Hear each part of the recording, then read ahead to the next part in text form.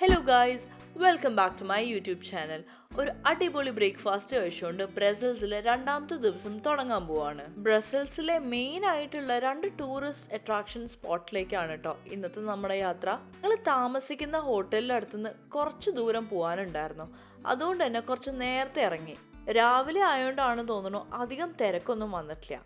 പോകുന്ന വഴിക്കാണ് കേട്ടോ ഞങ്ങൾ ഈ സെൻറ്റ് ഹ്യൂബർട്ട് റോയൽ ഗാലറി കാണുന്നത്. ഇത് പണ്ടേക്കും പണ്ടേയുള്ള ഒരു ഷോപ്പിംഗ് ആർക്കേഡാണ്. King's Gallery, Queen's Gallery, Prince's Gallery അടങ്ങിയിരിക്കുന്ന ഈ ഷോപ്പിംഗ് ആർക്കേഡിന്റെ ലെങ്ത് തന്നെയാണ് കേട്ടോ ഇതിന്റെ ഒരു അട്രാക്ഷൻ. അങ്ങനെ ഗാർ സെൻട്രലിന് ഞങ്ങളെ യാത്ര തുടങ്ങി. എങ്ങനെയാണ് ട്രാവൽ ടിക്കറ്റ് എടുക്കേണ്ടതെന്നും ആ ട്രാവൽ ടിക്കറ്റ് എത്ര നേരത്തേക്ക് വാലിഡ് ആണെന്നും പിന്നെ ആ ടിക്കറ്റ് ഉപയോഗിച്ചിട്ട് ഏതിലൊക്കെ ട്രാവൽ ചെയ്യാൻ പറ്റുന്നു എന്നൊക്കെ ഞങ്ങൾ നോക്കിയത് തലേന്ന് രാത്രി ഹോട്ടൽ റൂമിൽ ചെന്നിട്ടാണ്.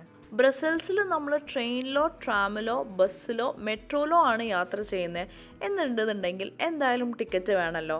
2 സോണായിട്ടാണ് തിരിച്ചിട്ടുള്ളത്, ബ്രോപാസ് പിന്നെ ബ്രോപാസ് എക്സൽ. ഈ എക്സൽ റീജിയനിൽ കുറച്ചുകൂടെ പുറത്തേക്കുള്ള സ്ഥലങ്ങളാണ് ഉണ്ടായിരുന്നത്. ഞങ്ങൾക്ക് യാത്ര ചെയ്യേണ്ടത് ഈ ബ്രോപാസ് റീജിയനിൽ തന്നെയായിരുന്നു. ഒരാൾക്ക് വന്ന ടിക്കറ്റിൻ്റെ എമൗണ്ട് €2.40 ആയിരുന്നു. ആ ടിക്കറ്റ് 1 മണിക്കൂറിലേക്കായിരുന്നു വാലിഡ്. STIB MVIB എന്ന് പറയുന്ന ഇവരുടെ മൊബൈൽ ആപ്ലിക്കേഷൻ വഴിയാണ് ഞങ്ങൾ ഡിജിറ്റൽ ടിക്കറ്റ് എടുത്തിട്ടുണ്ടായിരുന്നത്. അങ്ങനെ ഞങ്ങൾ ഹേസൽ എന്ന് പറയുന്ന ഒരു സ്റ്റേഷനിലാണ് ഇറങ്ങിയത്. സ്റ്റേഷന്റെ പുറത്തുനിന്ന് ജസ്റ്റ് നടക്കാനുള്ള ദൂരം മാത്രമേ ഉണ്ടായിരുന്നുള്ളൂ. ബെൽജിയത്തിലെ തന്നെ one of the most famous സ്ട്രക്ചറായ അറ്റോമിയത്തിലേക്കായിരുന്നു ഞങ്ങളുടെ യാത്ര. 1958 നടന്ന ബ്രസൽസ് വേൾഡ് ഫെയറിന് വേണ്ടി ഉണ്ടാക്കിയിരുന്ന ഒരു സെന്റർ പീസ് ആയിരുന്നു ഈ അറ്റോമിയം. എല്ലാ വർഷവും ഏകദേശം 6 ലക്ഷം ആൾക്കാരാണ് ഈ അറ്റോമിയം വിസിറ്റ് ചെയ്യാറുള്ളത്. ഏകദേശം 102 മീറ്റർ ഉയരം വരുന്ന ഈ അറ്റോമിയം ബ്രസൽസിൻ്റെ തന്നെ ഒരു ഇൻ്റർനാഷണൽ സിമ്പിളായിട്ട് മാറിയിരിക്കുകയാണ്. ബ്രസൽസ് സെൻട്രൽ സ്റ്റേഷനിൽ നിന്നിട്ട് ഏകദേശം ഒരു 8 കിലോമീറ്റർ ദൂരെയാണ് ഈ അറ്റോമിയം സ്ഥിതി ചെയ്യുന്നത്. ഈ അറ്റോമിയം ബിൽഡിങ്ങിൻ്റെ ഉള്ളിൽ നമുക്ക് കയറുകയൊക്കെ ചെയ്യാം കേട്ടോ. പക്ഷേ ഞങ്ങൾക്ക് എന്തായാലും അങ്ങനെ വലിയൊരു ഇൻട്രസ്റ്റ് ഇല്ലാത്തതുകൊണ്ട് ഞങ്ങൾ ഉള്ളിൽ കയറാൻ നിന്നില്ല. പുറത്തു നിന്ന് കുറച്ച് ഫോട്ടോ ഒക്കെ എടുത്ത് നേരെ അടുത്ത സ്ഥലത്തേക്ക് വിട്ടു. അറ്റോമിയത്തിൻ്റെ തൊട്ടടുത്തുള്ള മിനി യൂറോപ്പിലേക്കായിരുന്നു കേട്ടോ അടുത്ത് ഞങ്ങൾ പോയിട്ടുണ്ടായിരുന്നത്. മിനി യൂറോപ്പ് എന്ന് പറയുന്നത് വേറൊന്നുമല്ല, ഒരു മിനിയേച്ചർ പാർക്കാണ്. ഇങ്ങോട്ടുള്ള ടിക്കറ്റ് നമുക്ക് ഓൺലൈനായിട്ടും ഇനി അവിടെ നിന്ന് തന്നെ ഡയറക്റ്റ് ആയിട്ടും നമുക്ക് എടുക്കാം. അങ്ങനെ ടിക്കറ്റൊക്കെ എടുത്തതിൻ്റെ ശേഷം ഞങ്ങൾ നേരെ ആ മിനിയേച്ചർ പാർക്കിലേക്ക് കയറി. യൂറോപ്പിലെ തന്നെ മോസ്റ്റ് ഫേമസ് ആയിട്ടുള്ള ഒരുവിധം എല്ലാ ബിൽഡിങ്സിൻ്റെയും റെപ്ലിക്കാസ് അവിടെ ഉണ്ടായിരുന്നു. ഏകദേശം 350 മോണ്യുമെൻറ്റ്സിൻ്റെ റെപ്ലിക്കാസ് ആണ് കേട്ടോ ഇവരിവിടെ റീക്രിയേറ്റ് ചെയ്ത് വെച്ചിട്ടുള്ളത്. ആദ്യം ഞങ്ങൾ കയറണോ വേണ്ടേ എന്നുള്ള ഡൗട്ടിലൊക്കെ ആയിരുന്നു. പിന്നെ രണ്ടും കൽപ്പിച്ച് കയറിയതാണ്. എന്തായാലും ഇതൊരു വർത്ത് വിസിറ്റ് ആയിട്ടുള്ള ഒരു സ്ഥലം തന്നെയാണ്. അധികം ആരും ഈ മിനി യൂറോപ്പിനെ പറ്റി പറയുന്നതായിട്ടൊന്നും ഞാൻ വീഡിയോസിൽ കണ്ടിട്ടില്ല. എല്ലാ മിനിയേച്ചറിൻ്റെ സൈഡിലും ഇതേപോലെ ഏത് സിറ്റിയാണെന്നും ആ സിറ്റീനെ പറ്റിയിട്ടും രാജ്യത്തെ പറ്റിയിട്ടുള്ള കുറച്ച് ഇൻഫർമേഷൻസിൻ്റെ ബോർഡൊക്കെ അവിടെ ഉണ്ടായിരുന്നു. ഇങ്ങനെ എല്ലാ കാര്യങ്ങളും നടന്ന് കണ്ട് ആസ്വദിക്കാൻ ഇഷ്ടപ്പെടുന്ന ആൾക്കാർക്ക് ഇത് നല്ലൊരു ഓപ്ഷനാണ്. അങ്ങനെ ഞങ്ങൾ ഓരോ ബിൽഡിങ്ങിനെ കണ്ടും കമൻ്റ് അടിച്ചും നടന്നുകൊണ്ടിരിക്കുകയായിരുന്നു. അപ്പോഴാണ് പിന്നിലുള്ള അറ്റോമിയം ശ്രദ്ധിച്ചത്. ഞാൻ പറഞ്ഞില്ലേ അറ്റോമിയത്തിൻ്റെ തൊട്ടടുത്താണ്. സോ നിങ്ങളുടെ വിസിറ്റിൽ നിങ്ങൾ അറ്റോമിയം ഇൻക്ലൂഡ് ചെയ്യുന്നുണ്ട് എന്നുണ്ടെന്നുണ്ടെങ്കിൽ എന്തായാലും നിങ്ങൾ ഈ മിനി യൂറോപ്പും കവർ ചെയ്തോളൂ.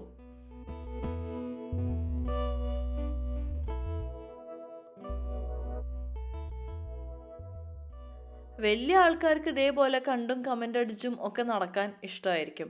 പക്ഷെ ചെറിയ കുട്ടികൾക്ക് കുറച്ച് കഴിയുമ്പോഴേക്കും ബോറടിക്കും കേട്ടോ. അങ്ങനെ ഇഷാനിക്കുട്ടി ഇതാ ഓടാൻ തുടങ്ങി. ഞങ്ങൾ രാവിലെ ട്രാം സ്റ്റേഷനും തപ്പി നടന്നുകൊണ്ടിരിക്കുമ്പോൾ ടൂർ ബസ്സിൻ്റെ സ്റ്റാർട്ടിംഗ് പോയിൻറ്റും പിന്നെ അവിടുത്തെ ഒരു കോർഡിനേറ്ററും ഞങ്ങൾ കണ്ടിട്ടുണ്ടായിരുന്നു. ഞങ്ങളെന്തോ ATM എവിടെയാണെന്നെന്തോ അങ്ങനെ ചോദിക്കുകയായിരുന്നു. അപ്പോൾ ആൾ പറഞ്ഞിട്ടുണ്ടായിരുന്നു, നിങ്ങൾ ഇപ്പോൾ ഈ ടൂർ ബസ് എടുക്കുകയാണെന്നുണ്ടെങ്കിൽ ഞാൻ വേണമെന്നുണ്ടെങ്കിൽ പ്രൊമോഷൻ റേറ്റിന് തരാമെന്നുള്ളത്. സോ അത് നല്ലൊരു ഓപ്ഷനാണ് കേട്ടോ. സിറ്റി ടൂർ പ്രൊവൈഡ് ചെയ്യുന്ന ടൂർ ബസ്സിൽ ഈ പറഞ്ഞ ചിലപ്പോൾ ഈ മിനി യൂറോപ്പിൻ്റെയോ അല്ലെങ്കിൽ അറ്റോമിയത്തിൻ്റെയോ എൻട്രി പാസസ് ഒക്കെ ഇൻക്ലൂഡഡ് ആയിരിക്കും. സോ അങ്ങനെ ഒരു ബസ് നിങ്ങൾ റിസർവ് ചെയ്യുകയാണെന്നുണ്ടെങ്കിൽ ഒരു 24 അവേഴ്സിൻ്റെ ഉള്ളിലോ ഒരു 48 അവേഴ്സിൻ്റെ ഉള്ളിലോ നിങ്ങൾക്ക് ബ്രസൽസ് ഫുൾ ചുറ്റി കാണാൻ പറ്റും. ഓരോ പോയിന്റിൽ നിങ്ങൾക്ക് ഇറങ്ങാൻ പറ്റും. പിന്നെ ആ സ്ഥലങ്ങളൊക്കെ കണ്ടു കഴിഞ്ഞാൽ നിങ്ങൾക്ക് അടുത്ത ബസ്സിൽ കയറാൻ പറ്റും. ഓരോ 20 മിനിറ്റ് കൂടുമ്പോഴും ഇവരുടെ ബസ് സർവീസ് ഉണ്ടാവും. പിന്നെ അതിനെ പറ്റിയിട്ട് ഡീറ്റെയിൽ ആയിട്ട് ഞാൻ പറയുന്നില്ല. ഇനി എന്തായാലും ഞങ്ങൾ അടുത്ത സിറ്റിയിൽ പോകുമ്പോൾ ഞങ്ങൾ ഈ ടൂർ ബസ് ഒന്ന് നോക്കി വെച്ചിട്ടുണ്ട്. സോ അപ്പോൾ അതിൻ്റെ ഡീറ്റെയിൽസ് അവിടെ പറയാം.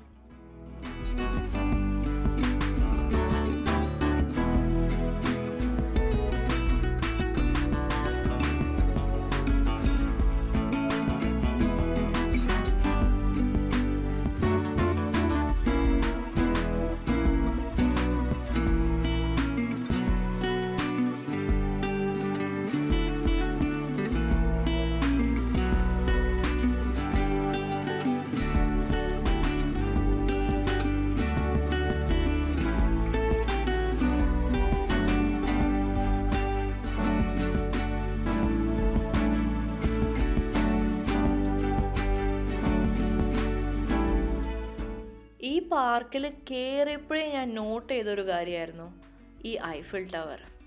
ആദ്യം മിനിയേച്ചർ കണ്ടു തുടങ്ങാം. എപ്പോഴെങ്കിലും പറ്റുകയാണെന്നുണ്ടെങ്കിൽ പാരീസിലും ഐഫിൽ ടവറൊക്കെ ഒന്ന് കാണാൻ പോകണം.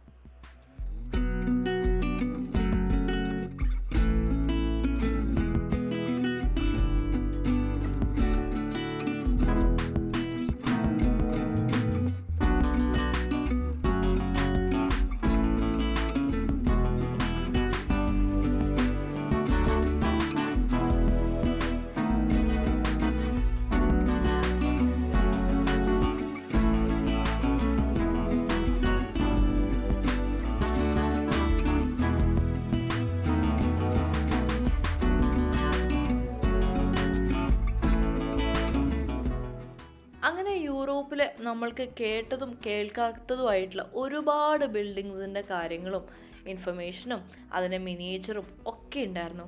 കണ്ട് കണ്ട് കണ്ട് നടന്ന് ഏറെക്കുറെ ബോറടിച്ച് തുടങ്ങിയിട്ടുണ്ടായിരുന്നു. അങ്ങനെ കുറച്ചൊക്കെ നടന്ന് ഏകദേശം പകുതി ആവാനായപ്പോഴാണ് ലക്സംബർഗിൻ്റെ ഒന്നും കണ്ടില്ലല്ലോ എന്ന് ആലോചിച്ചത്. വേറൊരു കാര്യം പറയാൻ മറന്നുപോയിട്ടോ. ഞങ്ങൾ ഈ പാർക്കിൽ കയറിയപ്പോൾ തന്നെ ഒരു ആനിമേറ്റഡ് ക്യാരക്ടറിൻ്റെ കൂടെ ഞങ്ങളുടെ ഫോട്ടോ എടുത്തിട്ടുണ്ടായിരുന്നു. ലാസ്റ്റ് അവർ ചിലപ്പോൾ സോവനിയറായിട്ടോ അല്ലെങ്കിൽ വല്ല ഫോട്ടോ ഒക്കെ പ്രിൻറ്റ് ചെയ്തിട്ട് തരും എന്നുള്ള ഒരു പ്രതീക്ഷയിലായിരുന്നു ഞങ്ങൾ നടന്നുകൊണ്ടിരുന്നത്.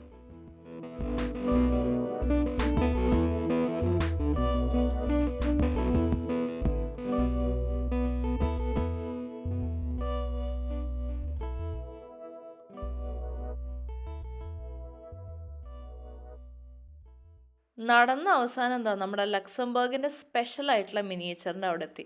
അങ്ങനെ പാർക്കിൽ ഔട്ട്ഡോർ പരിപാടികളൊക്കെ കഴിഞ്ഞിട്ട് നേരെ ഇൻഡോറിലേക്ക് കയറി. ആ വെയിലത്തുനിന്ന് ഉള്ളിലേക്ക് കയറിയപ്പോൾ ഒരു ആശ്വാസം തന്നെയായിരുന്നു. യൂറോപ്പിനെ പറ്റിയിട്ടുള്ള എല്ലാ ഇൻഫർമേഷനും ഇവിടെ എഴുതിയിട്ടുണ്ടായിരുന്നു. ഇത് കഴിഞ്ഞാൽ ഉടനെ ഒരു ഫുഡ് കോർട്ടിലേക്കായിരിക്കും ഞങ്ങൾ നടക്കുന്നുണ്ടാവുക. അങ്ങനെ ലാസ്റ്റ് സെക്ഷനിലേക്ക് എത്തി. ഞാൻ ആദ്യം പറഞ്ഞ ഫോട്ടോ ഇവിടെ അവർ പ്രിൻറ്റ് ചെയ്ത് വെച്ചിട്ടുണ്ടായിരുന്നു. ഒരു ഫോട്ടോ എടുക്കുകയാണെന്നുണ്ടെങ്കിൽ ഒരു റേറ്റ്, പിന്നെ 2 കീ ചെയിനും കൂടെ അവർ ഉണ്ടാക്കി വെച്ചിട്ടുണ്ടാവും കേട്ടോ നമ്മുടെ ഫോട്ടോ വെച്ചിട്ട്. എല്ലാത്തിനും ഓരോ റേറ്റാണ്. ഞങ്ങൾ ആദ്യം ഒരു ഫോട്ടോ എടുക്കുക, ഒരു കീ ചെയിൻ എടുക്കാമെന്ന് പറഞ്ഞപ്പോൾ അവർ പറഞ്ഞു എല്ലാം കൂടെ എടുക്കുകയാണെന്നുണ്ടെങ്കിൽ ഡിസ്കൗണ്ട് തരാമെന്നുള്ളത്. അങ്ങനെ ലാസ്റ്റ് ഒരു സോവിനിയർ അല്ലേ വെച്ച് എല്ലാം എടുത്തു. അങ്ങനെ ഈ പാർക്കിനോട് ടാറ്റ ബൈ ബൈ പറഞ്ഞിട്ട് ഞങ്ങൾ നേരെ സെൻട്രൽ സ്റ്റേഷനിലേക്ക് തന്നെ എത്തി. ഞങ്ങൾ ഇന്നലെ വന്നപ്പോൾ ഭയങ്കര ഒച്ചപ്പാടും ബഹളമെന്ന് പറഞ്ഞിട്ടുണ്ടായിരുന്നില്ലേ? ഇപ്പോഴല്ലേ കാര്യം മനസ്സിലായത്.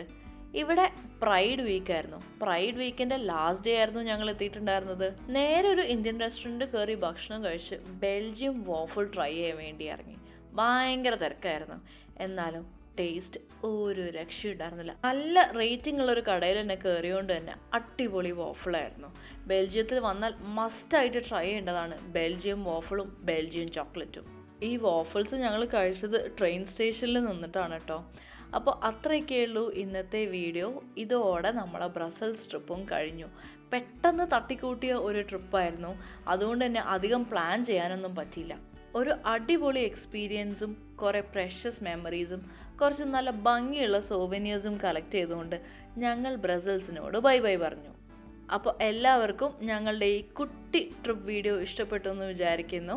സോ അടുത്ത വീഡിയോ ആയിട്ട് കാണുന്നവരെ ബൈ ബൈ.